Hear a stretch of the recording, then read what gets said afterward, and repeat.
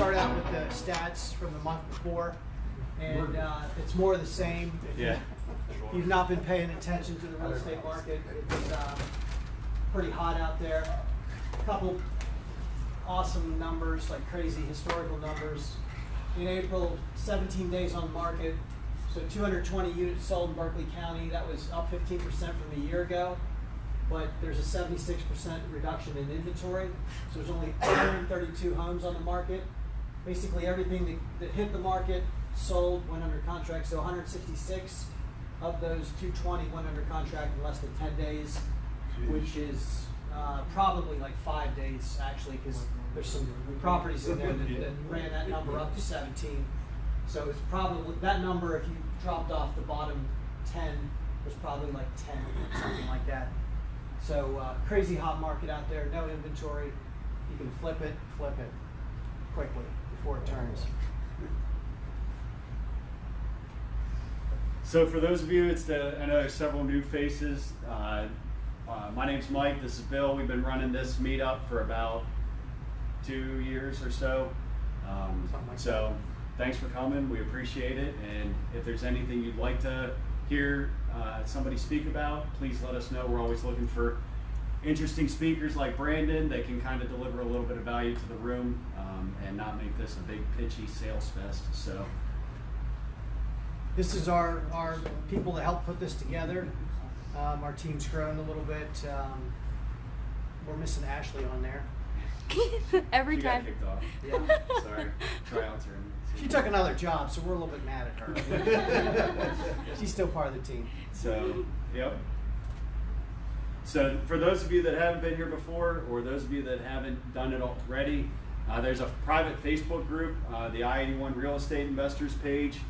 It is run by the two of us, and when I say run, all that means is we approve who gets in, and we want to keep it like local people that can actually help each other and provide value, not a bunch of spam and people selling a bunch of crap. And Bill, I know you've commented a couple times on people that have snuck in and go in and remove their post. So it's a good place in between meetings, or if you can't come to a meeting, like the gentleman back there said he couldn't come last month because we had the wrong date on Meetup.com. You can watch it. You can watch it on this Facebook group. So if you ever can't come, you can watch it on the private Facebook group. Or if you need help with an HVAC guy or a carpet guy, it's a good place to share resources. So I encourage you to join. And if you want to connect with us, this is where you can find us on the interwebs. So this is obviously at no charge, and like I said, we don't pitch a bunch of stuff here, but we do have a couple folks that help pay for the room and just basically the bills, not a ton of them, but mainly the room, sorry. So ASK Heating and Air, a local family-owned business out of Kearneysville. They do all of our HVAC work. Star Insurance, they handle all the insurance stuff you could possibly want, from my truck to my house to my rentals to the flips. And then we have Melody Williams with Modern Home Staging. Does a great job. That's one of our flips there, and she just staged one for us 2 weeks ago, and it went under contract in like 3 days over asking. So not that you need staging for that right now, but it definitely helps get people sold on that emotional touch. So this is the part of the meeting where if you have something to sell, if you're looking for something, if you'd like to introduce yourself to the group. Or you had a success story since the last meeting? Yeah. It's a good time to kind of share that with everybody. Who's going to break the ice here? There we go. Bob. The big guy. Yeah. Bob Michael. If you have any funding needs, I'm working with a venture capital company out of Rockville, Maryland. We can pretty much do anything you need, anything that does with real estate or business, lines of credit, fix and flip, 1 year, 3 year, 5 year, 7 year arms, fixed money, 20 year. Right now it's running 5, 5.5 with 2.5 points.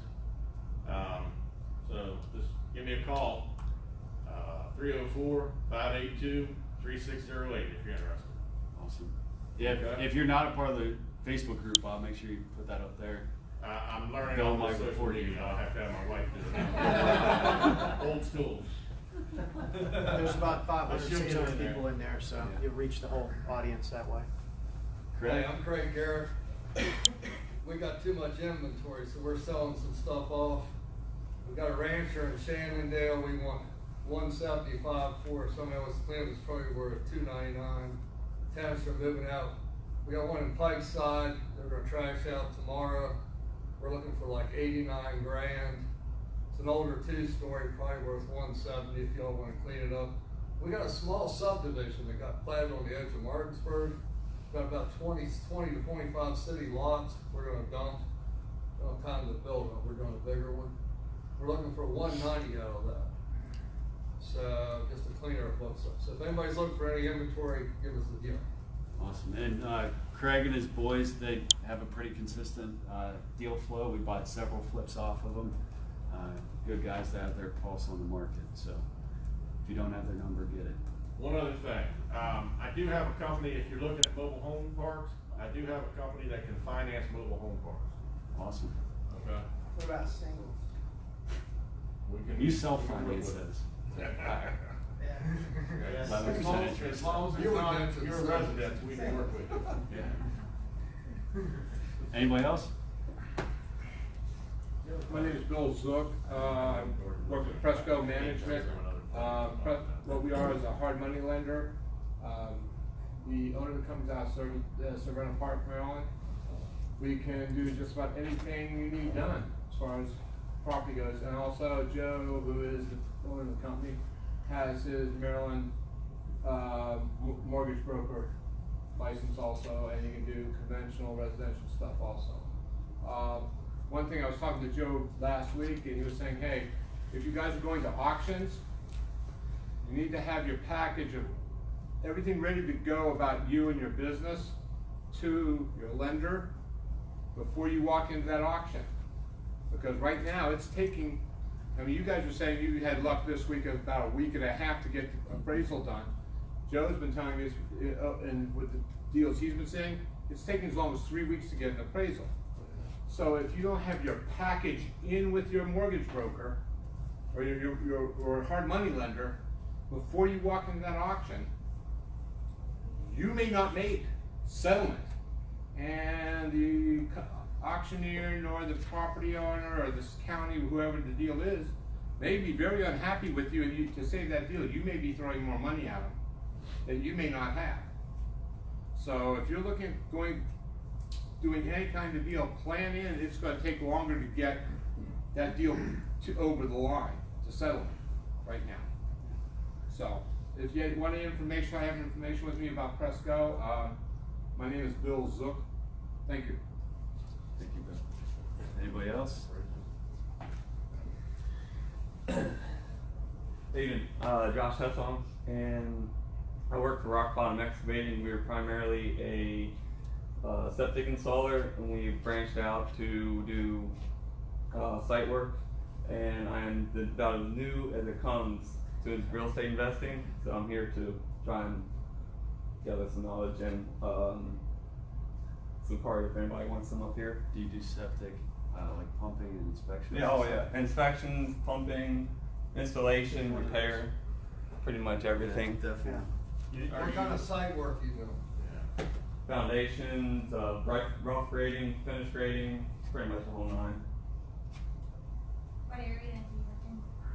Primarily Washington County, but we can go anywhere we go as far as Stephen City. Yeah. You're licensed in West Virginia, so. Right now, no, we have a builder that we do a lot of work with that we kind of Okay. flip-flop. But we're working on getting our licensing in Virginia and West Virginia. I'm pretty sure we have it in Pennsylvania. Okay. And definitely in Maryland, Washington County, Carroll County, Frederick County. And, I think that's it for now. Yeah.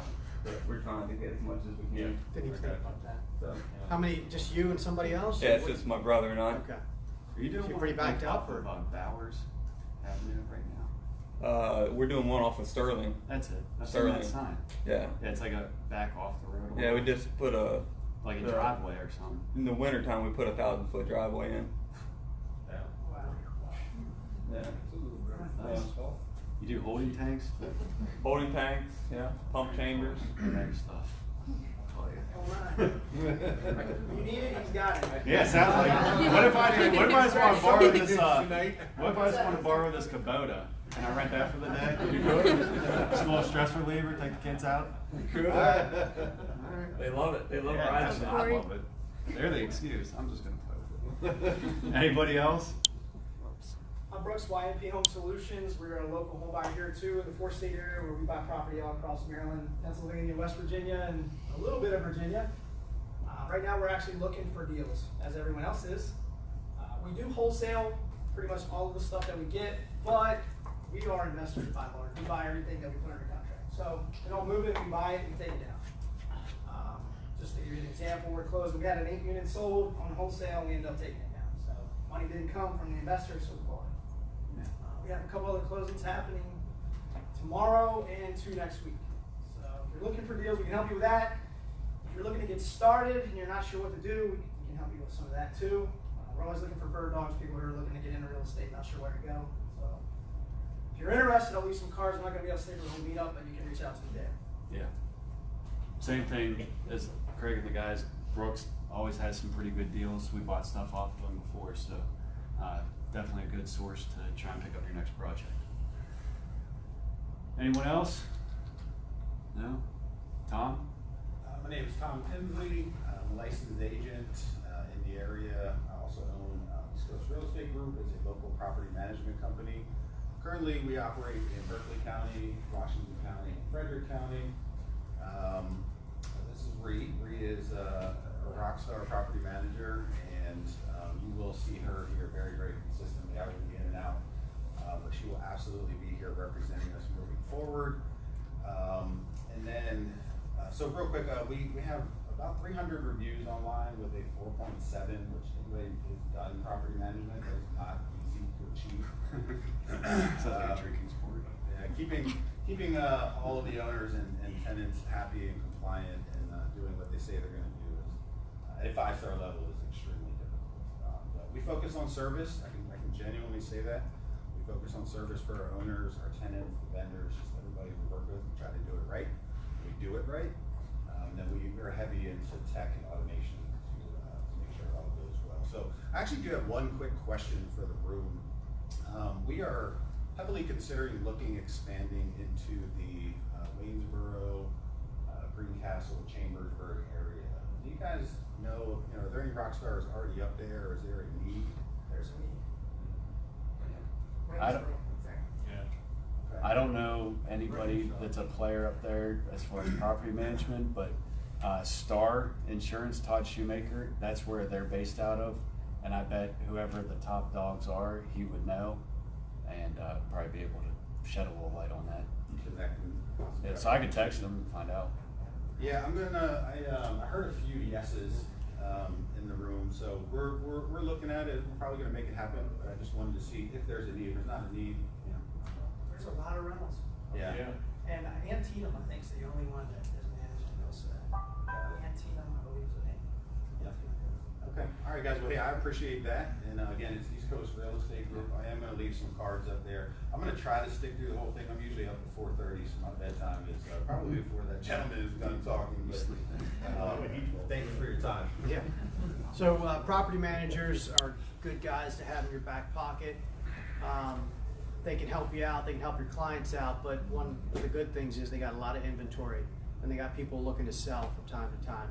And Tom's helped us out on a couple deals here recently, so we appreciate that. Thanks, Tom. I'll say the same. They helped that investor out. They helped a couple investors out. So if you guys don't know these two and Brooks, they're very legit and have been here for a while doing it. So. Good deal. One last shot. Anybody else? Ben, what do you got? Crickets. All right. Maybe next. You're looking like you wanted to say something. He bought a place, but he won't talk about it. Oh, come on, man. Put you on the spot. Well, yeah, I guess a little bit less than a month ago, I got by the way, I've introduced myself first, Ben Seibert. Primarily invest in the Washington County area, so I got a 6-unit deal a little bit less than a month ago. Needs a full rehab, so a little bit over $100,000 in work. So it's going to be probably my largest rehab that I'm going to be doing. So I'm excited for it, but also a little worried at the same time. But I know Well, that's it'll go good well. for you. Yeah, that's where the growth happens. Yeah. Yeah, that's right, that is That's awesome. Hagerstown? Yeah. Yeah. Good deal. Who else got, West Washington. who's got a success story?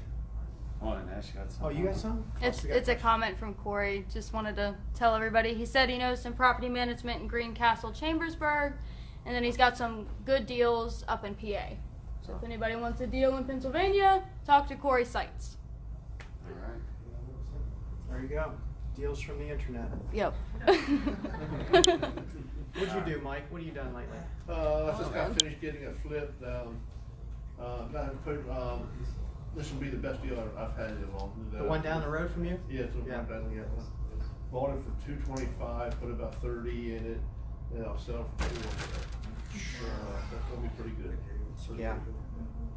Market's been good. I was. Is that the one that you and I and- talked about? Yeah, and I really, I even tried to be honest with the previous owner, I'm the owner now, but I told him, hey, look, you keep the money, I'll split it, I'll put the 35 into fixing it up, and then whatever we make off of it, I'll split with you. Yeah. He said, no, I just want out. He wanted 225, and so, You just gave him what he wanted. so I gave him my What do you gotta do?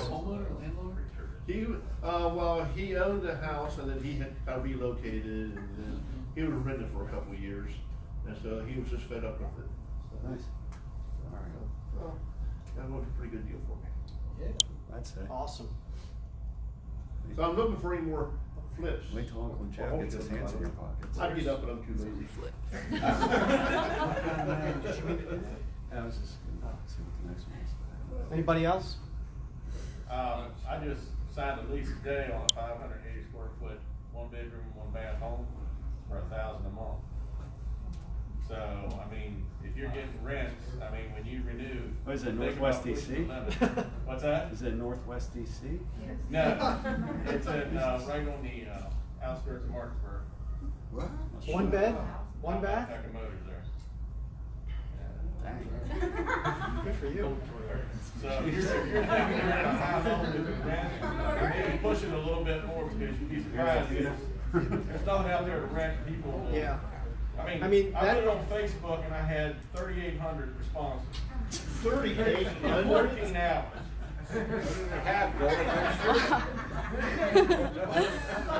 That slide we showed earlier is indicative of the whole real estate market. Yeah. So it's also buyers can't find things, but renters can't find property either. Bill, you're gonna kill me, but this could be a win for more than just us.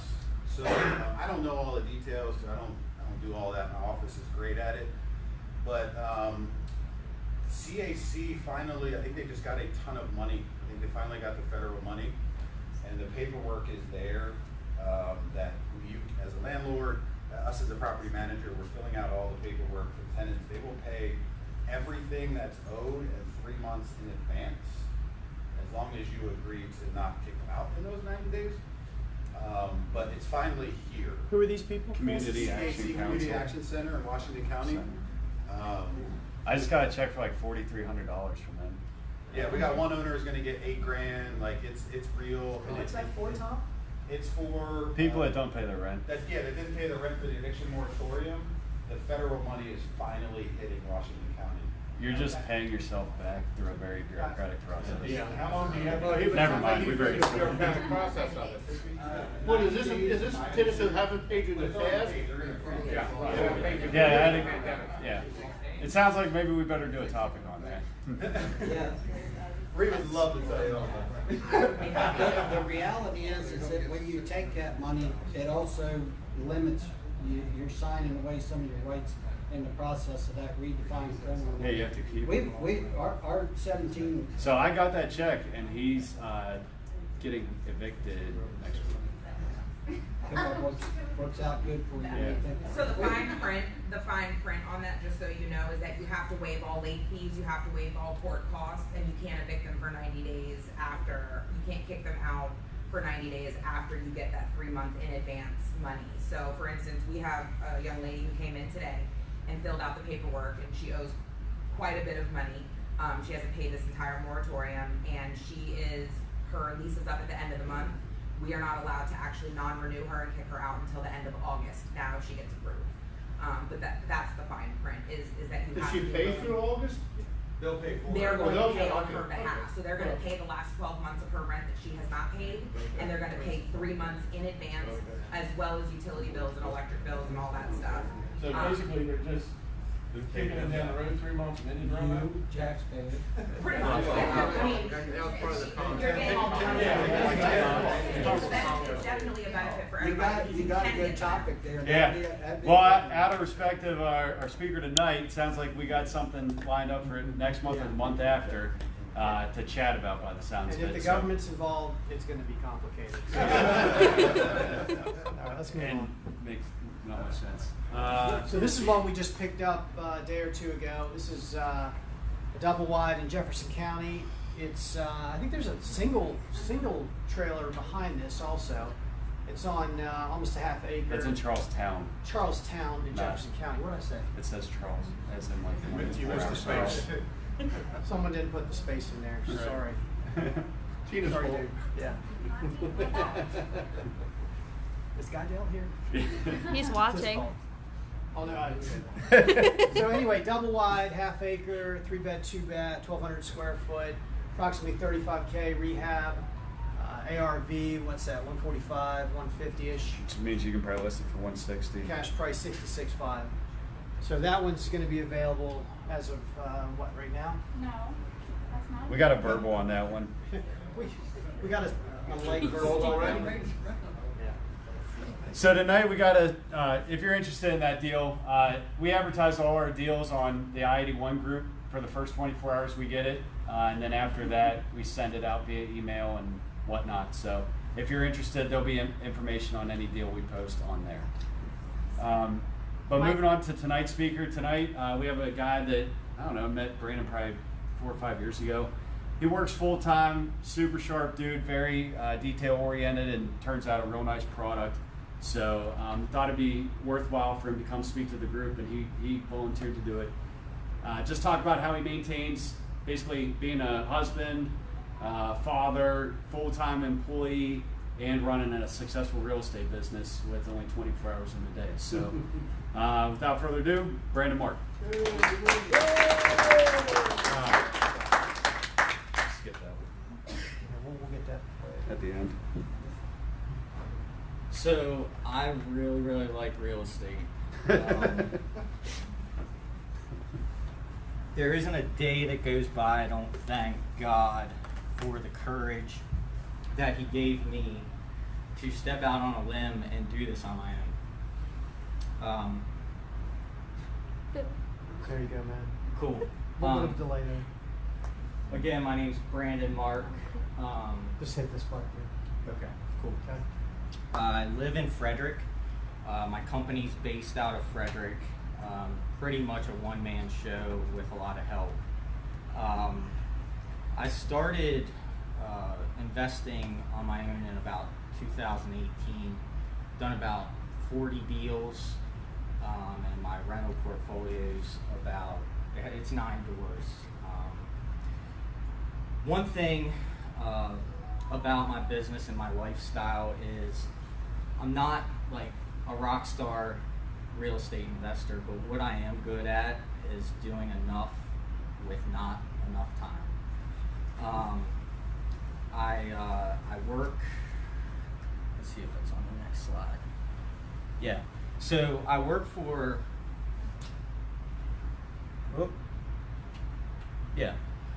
my full-time job is with the city of Frederick.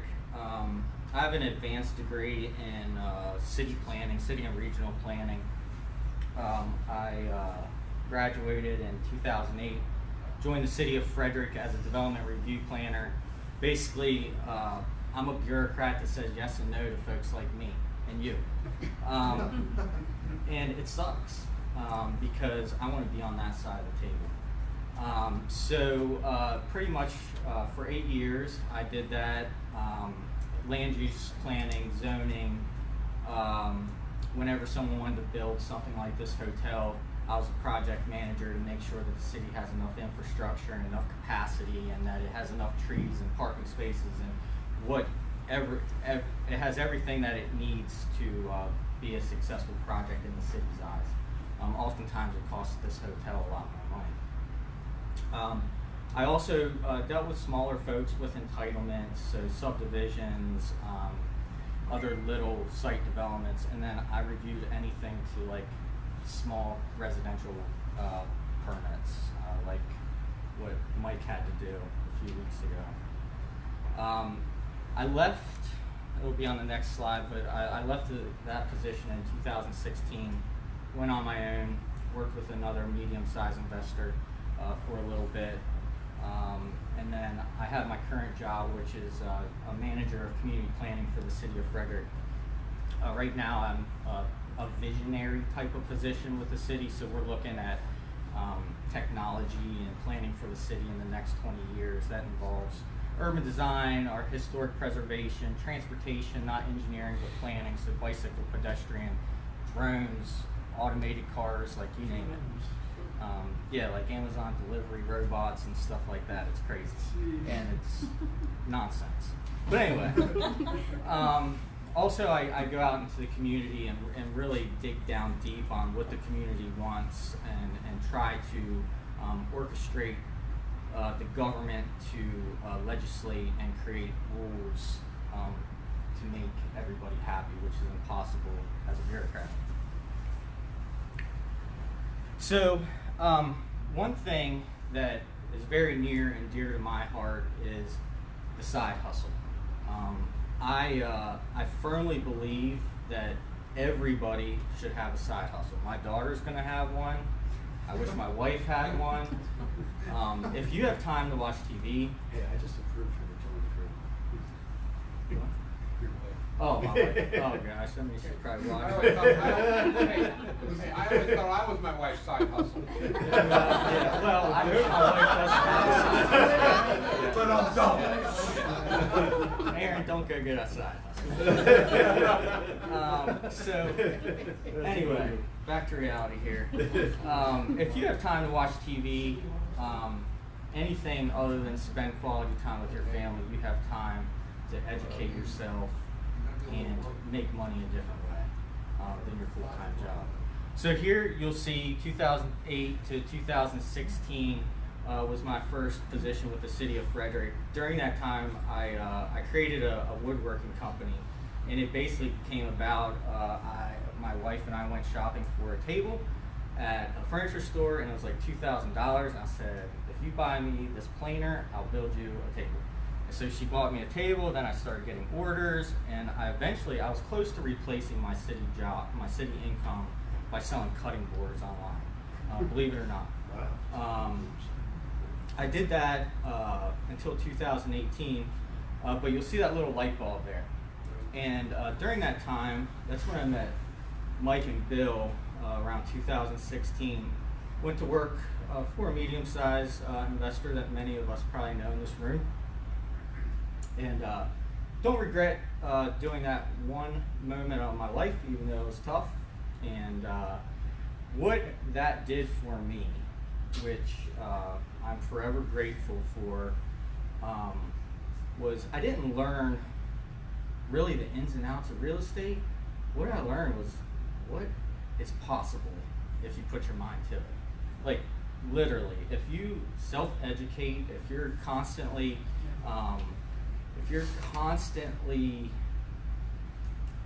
I guess, striving to be a better person, anything is possible. And this guy, I'm very grateful for the time that I worked with him, and my life has been changed since that time. So after that, I left and I did woodworking for probably 6 months, and during that time, like saws going, earplugs in or earbuds in, I listened to podcasts like 8 to 10 hours a day, and I started like learning a little bit here, learning like just connecting the dots, because that position that I had, it was remarkable because the vision that was out there but I didn't get enough details to connect the dots. But the more podcasts and the more books I read and everything like that, I was able to connect the dots. So I think I made a goal on January 1st, 2018, I would start marketing. I think my first marketing went out like in February. So that's when my real estate took off. I plan on working for the city of Frederick until I replace my income, which I'm about 42% of the way there. So we'll see how long that takes, but I forever plan on real estate investing with as minimal effort as I possibly can forever. I'll never be retired. So I put this slide in, there's a lot of information on there, but there's so many benefits to a side hustle. The first is it's empowering. When you start making that first dollar that you earned yourself without a boss, like there's no turning back. Second, well, this is to supplement your income. The second is building wealth. If many of us in here probably have full-time jobs, if you have a side hustle, you're stacking cash above and beyond what your budget, probably your current budget is. The next is you mitigate a lot of risks that you would have if you were self-employed. I have a stable income. I have benefits. If crap hit the fan, I'd be okay. I wouldn't go bankrupt. I'd be fine.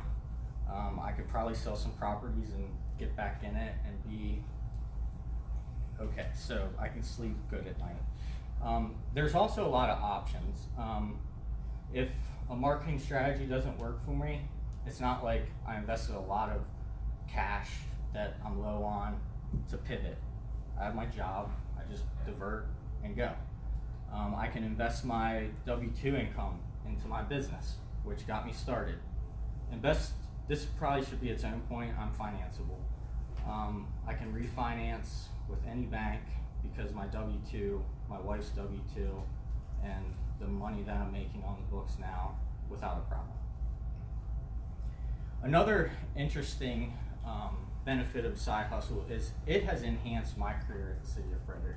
I sit down at the table now with directors when we're negotiating the sale of properties to other developers and things like that, and the bureaucratic mentality of selling anything is giving it basically away and putting all your cards on the table.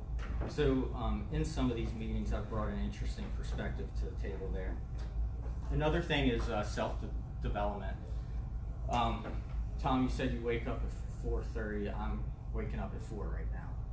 All based on self-development. I'm waking up enthusiastic. I'm sorry that. Hey, Mike. So I'm waking up at 4, very enthusiastic. I have a routine. I'm listening to podcasts, reading books, reading the Bible, journaling, everything I need to do to be a better person every single day. And that's, again, adding new skills. Another thing is networking. When I worked for the city of Frederick, I didn't network. If I networked, it was with nerds that I worked with after work. And they never drank enough beer. But the last thing is tax incentives, and this isn't a big deal, but the tax incentives of owning a business. When I had my woodworking company, I wrote off all that. And now with a real estate company, our family takes vacations, we talk about business, I take my laptop, it's all right off. Yeah. So there's some of the benefits. Few downsides. Limited downtime. I've really tried to be better this year with spending more time with my family, which I didn't point them out, which I should have. My daughter, I've really tried to be a better father than I previously, not say I was a bad father, but really concentrate on her this year and allocate time to that. and I don't have time for many of my hobbies that I used to have. But one of the biggest downsides of a side hustle is the what if. You have a side hustle, you're not doing this full time. What if you did? That's something I struggle with probably quarterly when I write down my goals. So we'll get into some deals. I did sort of, I guess, give myself credibility that I've done something with my life. Primarily the deals I do are wholesale. I double close, which is also a type of wholesaling. My rentals have all been burrs, and then I've done a few fix and flips. So this was my first deal, solo. My real first deal was with Mike. I cold called a list of postcards and I sold it to that Mike. But this was my first real solo deal. I sent direct mail that February. I put it under contract the 1st of March, and I put it under contract for $160. Its ARV was $215, so it's tight. But if you look at it, it didn't need anything really. And if I knew what I know now, I would have bought it. But I didn't, because I was too scared. Truth, I was too scared. So I found a buyer. He offered me $172 for it. He made a lot of mistakes on this transaction, and I still. This was Mike. No, this was not Mike Graham. I made a lot of mistakes. I was like, damn. This was Sorry, not Mike. This was another guy, and I'm friends with him, and I make fun of him a lot about this. He ended up holding it vacant for like over a year, and sold it. He tried to list it for like $230, and then ended up selling it for $210, like over a year after it sat vacant, and he rehabbed it twice. But as you see, I was set to make $12,000 on this wholesale, but there was a developer had bought like 130 of these townhouses in Frederick in like 2008 and rehabbed them and was selling them one off, and he was offering settlement assistance or closing cost assistance, and the property had a lien of $5,000 on it. So the person that was selling it couldn't afford to pay it, so I took the hit there, which was fine. It was win-win-win, and that was my first deal. My first rental, it came from a yard sign that I posted in a wholesale deal. This property I bought, sorry, what? This property I bought for $55,000. I put $12,000 into it. It was like I had it rehabbed and a tenant in it in 8 weeks. It might have been 6 weeks. And then I refinanced out, cashed out $85,000. That brings in $1,300 a month. It's in Union Bridge. It's in Carroll County. It's not in Union Bridge. It's closer to Westminster. But it's a little farmhouse. It's cute. It's on an acre of land, all surrounded by farms, and it has a unique draw with tenants who really enjoy it. I don't really have problems with that one. You listen to podcasts, and they always say you're one deal away. This deal, I double closed it. This was an incredible story. I'm gonna have to tell it. So I was sitting at my desk, and my answering service took the call, and I got a text message or push notification on my phone, and I listened to the call. I was like, holy, this is a deal. So I walked outside, I called her, and she's like, yeah, we're interested in having some investors take a look at this. Can you make it on Monday? We're having everybody come. And I was like, oh, that's not good. It's like, well, actually, I'm gonna be right next door down the street tomorrow. Do you mind showing it to me tomorrow? And she's like, yeah, we'll be there cleaning up. Got in before anyone else. Built a lot of rapport. I'm not a real hard sale. I suck at selling anything. But what I am is honest and humble and empathetic. And that goes a long way. You do not need to really try to sell yourself when you're buying property. You just need to solve a solution, and if you're honest with yourself and if you're honest with that person, they're gonna know what your goal is. So I sat with him for 45 minutes, and I went in there with a goal. If I could get this anywhere between 80 and at the very highest 110, I could probably make 10 grand on wholesale. So I'm sitting there talking to him, and about ready to make my offer of 80,000. And I was like, so do you guys have any idea what you want out of this property? We really think it would be fair to get 55,000 out of it. Okay. So how would you like to go about the paperwork? Would you like to sign a contract? She's like, no, but we want to get everyone else's opinion on Monday. I was like, shoot. So like, I tried to press getting a contract signed for probably 15 minutes, but I didn't press too hard. And then finally I was like, okay, well, let me know what happens on Monday. I'm gonna call you tomorrow to see if you've changed your mind and if you would accept 55, what you think's fair tomorrow. So I went home, I was mowing my grass, push mowing, and I missed a call. And it was them. So I felt like the voicemail pop up, so I stopped my mower, I recognized the number, I was like, holy crap, it's her. Call her back, and she's like, you know what, we liked you so much, we're gonna sell it to you for 50,000. Because Hey, be a nice guy. because the foundation needs work.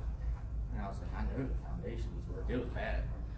But so I put it under contract for 50,000, and I marketed it to buyers, and I actually had, it was like over 20 people coming in an hour. I only opened it up for an hour, and my highest offer was 125. I didn't take it. I took 112,500 because I didn't have a relationship with this guy from Northern Virginia, and it paid off because a couple deals later called him, and he signed an assignment contract with me, but played me hard.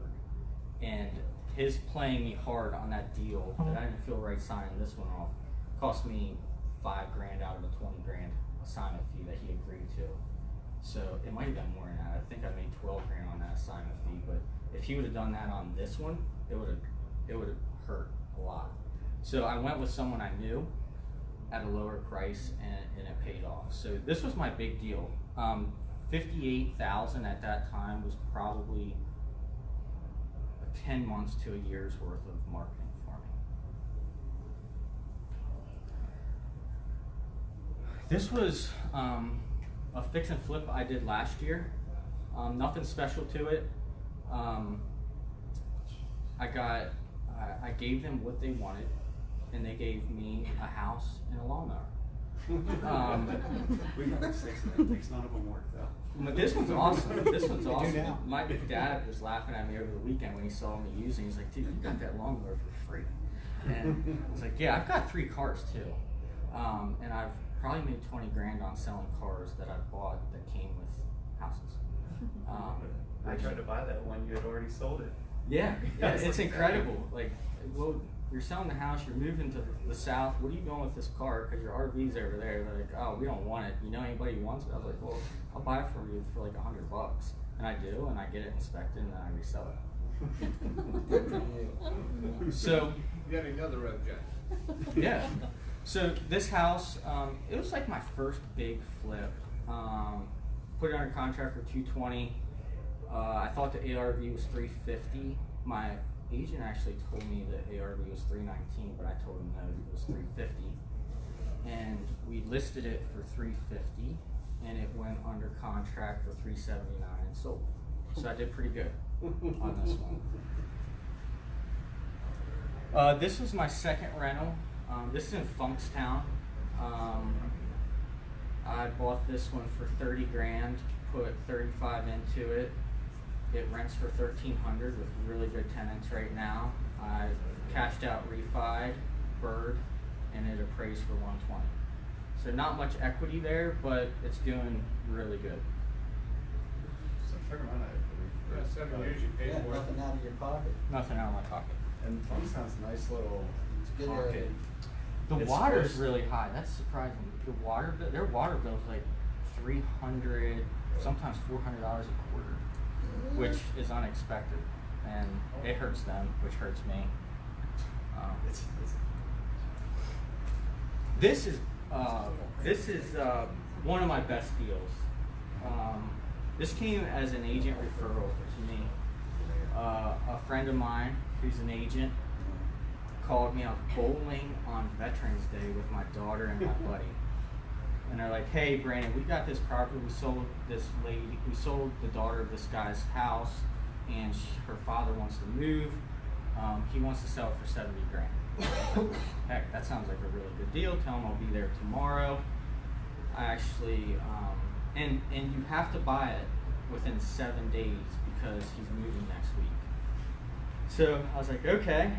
Well, I went and I was like, so-and-so told me you want to sell this for 70 grand. He's like, yeah, that's like the most I want. I want you to do good. And the air conditioner is going to break. So how about 55? And I was like, it's like, deal. So I got this house for 55. My rehab conservatively was 40 grand. I don't think I spent 40 grand. It appraised for 230, but today houses in that neighborhood, this in Halfway, Williamsport School District, they're selling for 250 to 275. I think I saw a very similar house to this sell for 275 a couple weeks ago. I did have a turnover 2 months ago. I originally rented this for $1,400, and that's a mistake. It's rented right now for $1,650. So this is a really good. Yeah, it's a product. Nice area. Yeah, it's a great area. Yeah, so I'm excited. This is I earmarked this one as my daughter's college or whatever fund. So I was offered when I listed this for rent. I was offered so many times for people to buy. People wanted to buy it, and I was like, no way, I'm not selling it. So this is my biggest deal. I'm very proud of this deal, even though it didn't take much effort. This call came into my call center on a Thursday evening at 9 p.m. I was sitting, my wife who's online probably can attest to this. I was sitting in my underwear on my couch, and I get this call, and it was an 8.5 minute call. And I use Call Porter as my answering service. They're good. They're not perfect, but they're good enough. And with my business, good enough is good enough. They live answer everything? They live answer everything. So, call came in at 9 p.m. They live answered it. Anything that Call Porter answers that's 4 minutes to 8 minutes is pretty much a deal for me. They're getting just enough of the information from just enough of a motivated seller that I know that we're playing ball. So the call came in 8.5 minutes long. I made it probably 2.5 minutes into the recording. I got up off the couch, told my wife, I have a deal, went upstairs because the guy was from Alaska. So I think they're 3.5 or 4 hours ahead of time. He had just got off work. It was 9 p.m. for us. Called him back, talked to him for a while. He's like, listen, it's a good area. I grew up in this house. My father lived there. My sister and I are the heirs, and we want to sell it, obviously. So I talked to him for probably 45 minutes, and I was like, all right, well, when can I get in the house? And he's like, you're not getting in the house. I was like, okay, well, to give you the fairest offer, I have to at least know what I'm working with here. He's like, just give me 150 grand.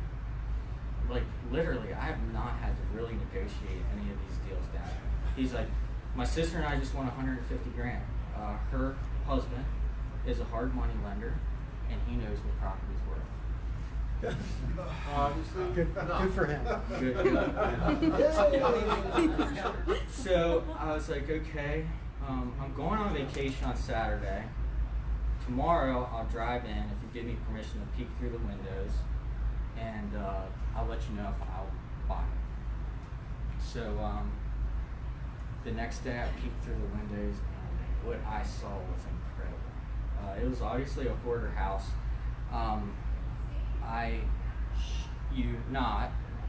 There's everywhere. Human feces. How many rollbacks? Everywhere. I wholesaled this deal, but I budgeted. I don't know why I didn't flip this. I could have. I had just got out of. I just sold a flip, and I was being lazy, really. But I had a goal of a 6-figure wholesale, and this met it, and I hit it. So I budgeted $6,000 on this for trash out and $6,000 on landscaping, and afterwards I talked to the guy and he spent $6,000 on both. But the bathroom, it was full of diabetic needles everywhere. Everywhere was diabetic needles, and the paths to this house were human feces, and the bathrooms were up to here in adult diapers. It was it was bad, and I know why that he thought 150 was a good deal, but it was the perfect house. So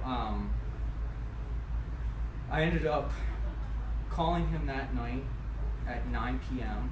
I was leaving for vacation, driving to the Outer Banks the next day. I think we were leaving at 5 a.m. And I negotiated the contract and got it signed at 3:30 a.m. It took 6 hours. This guy ended up being a federal contract specialist. And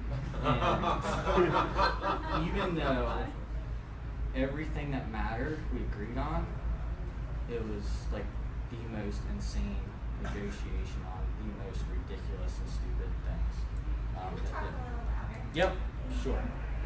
So I ended up getting the contract signed, leaving for the beach with 2 or 3 hours of sleep, and my wife had to actually take over the drive. Thank you. And I went and had a good time, and when I came back, I still hadn't got inside the house actually. When I came back, I took 2 of my better buyers that I knew wouldn't give me any trouble with, and I said, here's the deal, you offer me this, it's yours. If not, I'm flipping it, I'm gonna make a lot of money. And one of them bought it for $255, put under contract for $150. I probably could have sold it to a Northern Virginia buyer for more, but I'm lazy and I like to do things. You know the buyer. It says 2 of your better buyers, sometimes that's worth more than. Exactly. Yep. So that was my biggest deal yet. This was a flip I just finished. It was, I guess I sold it that Veterans, or one of the holidays last fall. Not much of a negotiation here. I gave them what they wanted. This was a really nice flip. Put a lot of work into it, put $90,000 into it. Listed it for $465. We went under contract in 1 day for $476, and the appraisal came back at $435, which sucked. And there was no contingencies either, except the appraisal. Actually, I don't even remember if there was an appraisal contingency, but these folks were moving from Hawaii, needed a place really bad. I was a little too compassionate. They made me mad. I still stuck with them. I could have pulled out any time and went with another person, but they were living in a hotel with 3 kids, and ended up going through.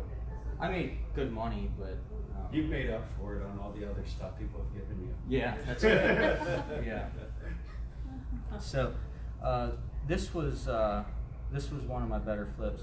This property here I have under construction right now. This is a really cool, interesting project. So the Alaskan guy called me or texted me January 3rd. He said, "Do you have any contractors who can demo a house?" And I was like, "Well, not really." He's like, "In Western Maryland." I was like, "Not really. Why do you need to demo a house?" He's like, "It's full of lead paint." I was like, "Oh God, that sounds awful." Got a match. It's like every house. Yeah, every house. So he said, "Yeah, my family had this farm out in Allegheny County. I want to demo it just so I don't have the liability. And by the way, there's a family member who's lived in it for 7 years who's never paid rent, and it's gonna be really hard to get out. So can you help me get through the squatting process? I was like, well, that sounds like it's gonna be really hard. Why don't you sell it? And he did. The assessed value for the 28 acres was $55,000. I said, instead of you paying to demo this house, and I will offer you $5,000 less than assessment. You won't have to demo it. I'll get the house and the land, and you'll be free and clear. And he said, getting $200,000 from you sounds really nice, because he got $150 for me for the Middletown house and $50,000 from me for this house. So I bought it, got the squatter out. I think it was like 2.5 months. We bought it in January, and it's under construction now. But I went to visit this property. I met my father there. He lives Deep Creek Lake area, and we did a construction estimate. And I'm like, okay, we'll buy this one together and be partners on this. While we were driving from South Allegheny County up to LaVale to eat at Cracker Barrel, I kept seeing all these billboards. And as the planner in me, it's like, I bet billboards could be put on this property. And all of them, there's probably like 3 vacant billboards out of, I think I counted 70 on a later drive. So I did my due diligence, called the county, called an engineer. We're working through due diligence now on billboards.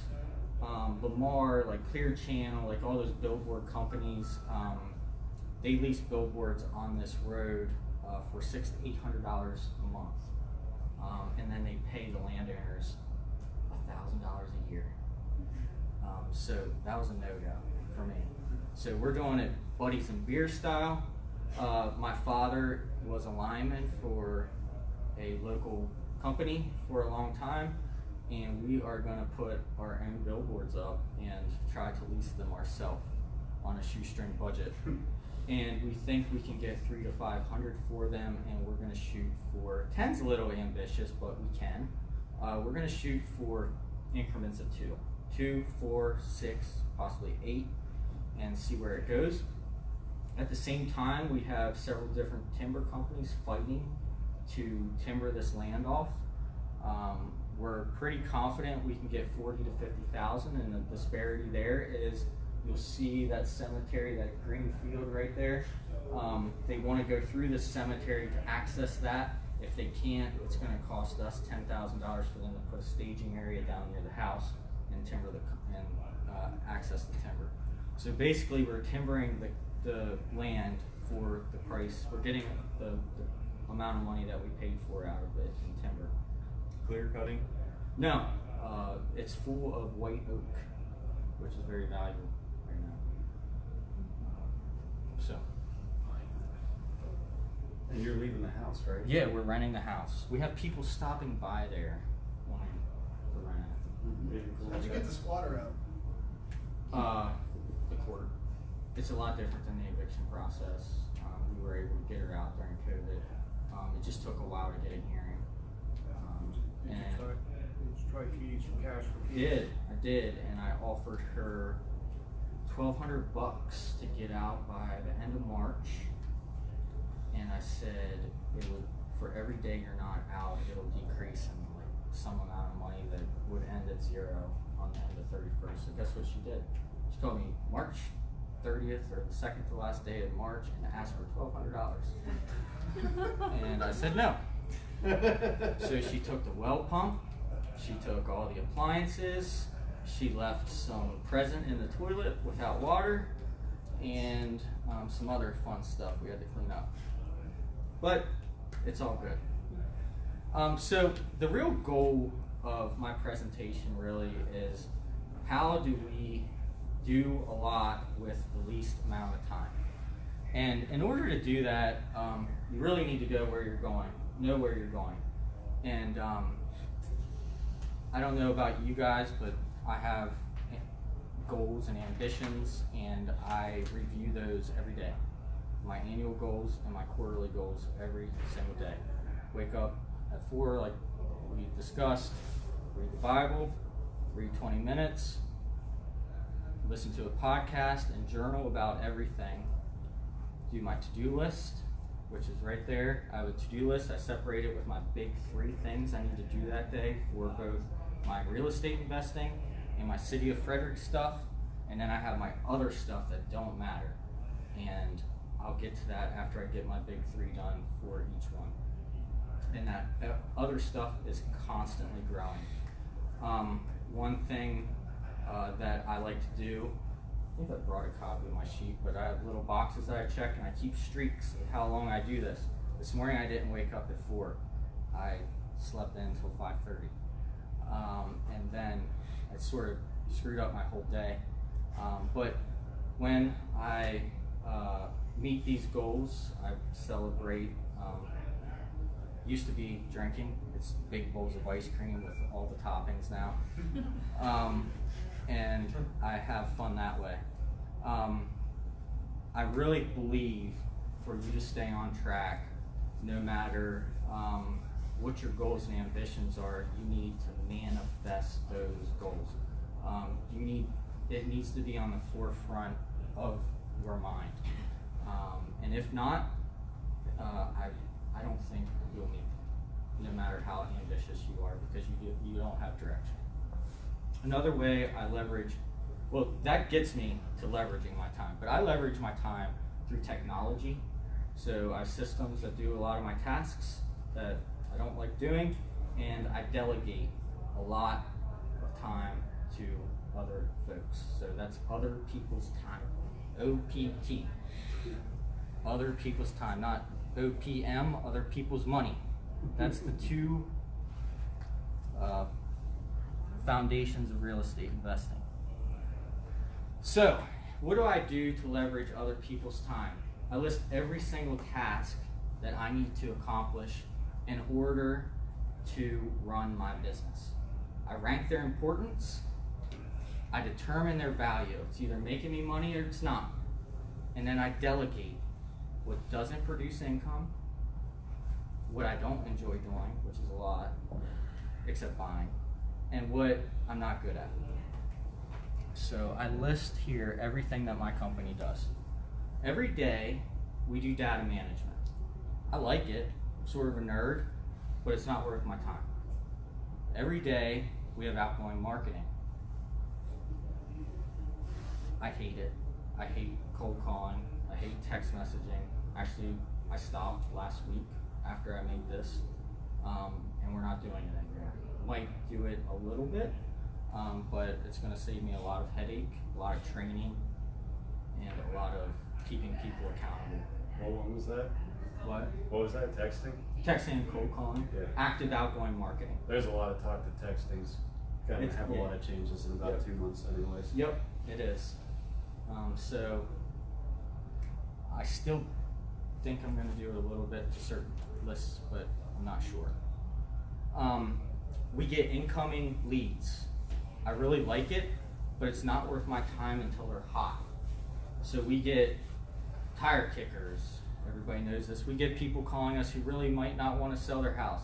We get people calling us that I'm wasting their time because they got a postcard in the mail, but they just spent 5 minutes to try to get a hold of us to tell us that they got a postcard in the mail, and I'm wasting their time. So we get all kinds of calls. I try to only use my time on the hot leads.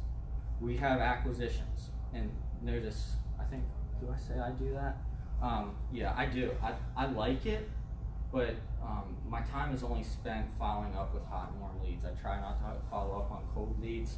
That's probably my next hire, is to have someone in the United States manage all my leads. And then we have dispositions. I really like dispositions. I really like networking with people like Mike and other buyers and folks that I can run numbers by them and know that they're going to buy it or not if I have a good deal.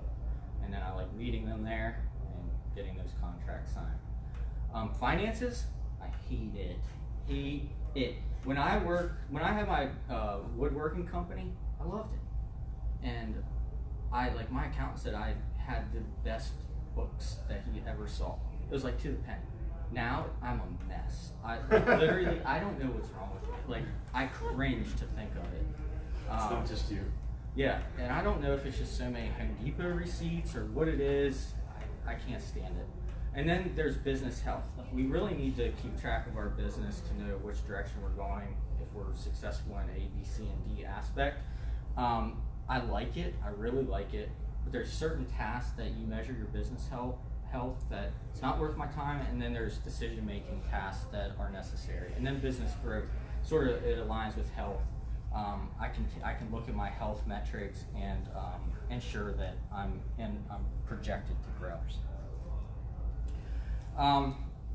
This just breaks down each of those categories. So my data manager, every day, I have them time blocked for 19.5 hours per week. And let me tell you, I hire virtual assistants. All my assistants are from the Philippines. I have one virtual assistant manager who I send the money to, and she gives me all their timesheets and makes sure that they're doing everything they're supposed to. And they send me end of day reports every single day to make sure that they're doing the tasks that they're supposed to. So every day, my virtual assistant number one pulls data from, we pull data from 14 different lists right now. They organize all the data for me, put it in a Dropbox folder. They skip trace that, which I don't know if we're gonna keep skip tracing. They upload it into different software packages, and then they perform whatever things I need them to do above and beyond that. My marketing, I have 4 different virtual, not anymore, 2 virtual assistants that do outgoing marketing. My virtual assistant number one, they schedules my outgoing mail campaigns, and I have something slick I'm working on for outgoing mail. One of my golf buddies owns a mail house, and we're designing something that like I'll never have to touch and worry about mailing anything ever again, and it's really cool. And it's my own handwriting, well, my wife's handwriting, so it's cool. Then virtual assistant 2 and 3, they cold call. Not anymore since last week, so scratch that. And then virtual assistant number 4, text messages. Probably still gonna keep them around just to text message some certain lists on a timely fashion, and text message buyers that if I don't have if I have a deal I can't sell. So virtual assistant number 5 is call porter. They're my incoming, they're my answering service. So I pay, they're a US based company. They have US based or American people that answer the phone. They're pretty good. Not perfect, but they're good enough. And then all that goes, I get push notifications and text messages when I get leads, and I get to listen to that. In-house acquisitions, I follow up with all my leads. I manage my CRM, deal with my hot and warm leads, conduct due diligence on properties, schedule appointments, and sign contracts. My total hours, I estimate I do that a week is 10 hours, and most of that's like here and there. Disposition I also do. Doesn't take as much time, 3 hours per week. I manage the properties when they're under contract, regularly communicate with the sellers, create marketing material, wholesale pamphlets, which I haven't done in a long time just because I've been selling to top 5 or 7 buyers, and I don't even post them on Facebook. I just make a couple phone calls, they're sold, done, deal with it, don't have to deal with it. So there you go. Virtual assistant number 6 is a bookkeeper. I think she lives in Atlanta or St. Louis or somewhere like that. She manages all my transactions, she categorizes my expenses, creates my P&Ls, and gives me my monthly reports, which have been not too good lately. Does she have multiple clients? Yeah. $200 bucks a month. Can I get her number? $200 bucks a month. That's been on my to-do list for about a year. You're talking about for your real estate side, right? Not the investment side. Yeah. Just making sure. My mess, not our mess, my mess. So next is my business health. I have a virtual assistant that collects all the data from my other virtual assistants and puts them into weekly and monthly KPI reports. So I get my response rates, my appointment ratios, and my deal ratios.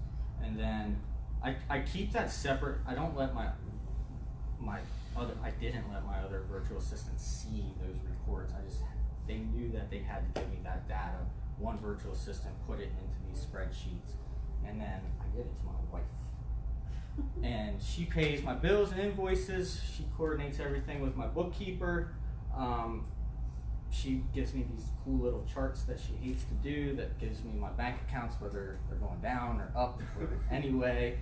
And she really hates to do it, and I pretty much have to do it for her every month. So she has a side hustle. Yes, she does. She does have a side hustle. We're a team. We're in this together. So what you're saying is your wife's your chief operations officer. Of the household. Yeah, of the household. And then we convert KPIs, dollars to deals, dollars spent to deals.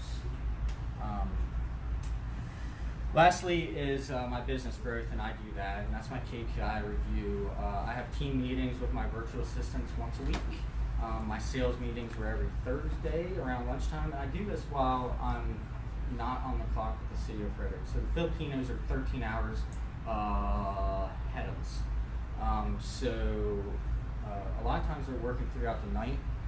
So I meet with them late at night, early morning with them, or like during my lunchtime, and when they're starting to gear up for the day, I forget when. I just set the schedule and do it when we're supposed to, but it's really important to keep them in check or they get really lazy, really lazy. So I also hire my virtual assistants. My manager puts out ads in the Philippines that I'm looking for someone, and she narrows them down to 5 applicants. I review them, I interview 3 on Skype, hire 1, she onboards them, trains them with all my systems, then I keep up with them. Next, I document every single process my company does, either recorded videos or how-to sheets, very detailed.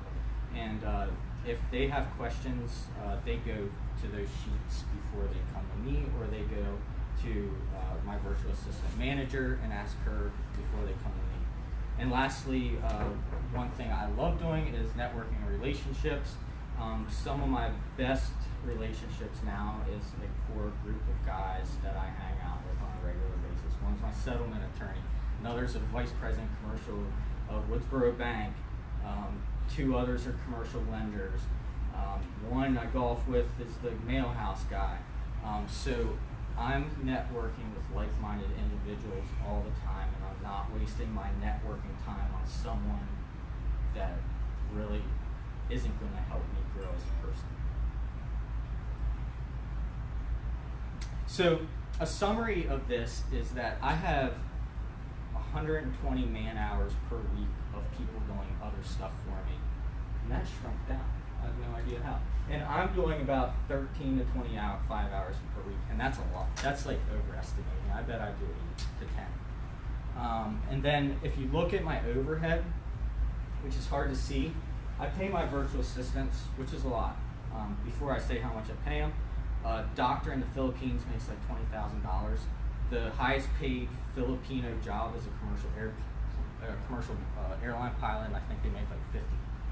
So I pay my virtual assistants $3 to $5 per hour. You can use virtual assistants service providers, and they're going to charge you 8 to 12, sometimes 15 if they're really good.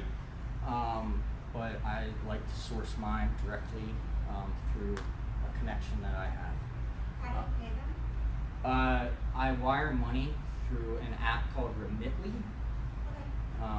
They send me their bank account information. I put it in. It goes straight to Bank of Filipinos, some BPO, something, I don't know. And they get it like 3 days later. They're happy. I'm happy. We're all happy.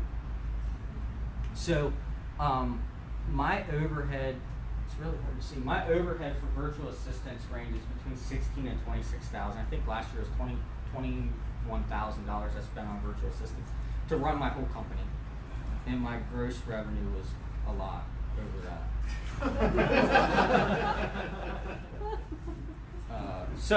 And I did that all while having like a decent bureaucratic job that gives me good benefits, pays me a good salary, and is easy, really.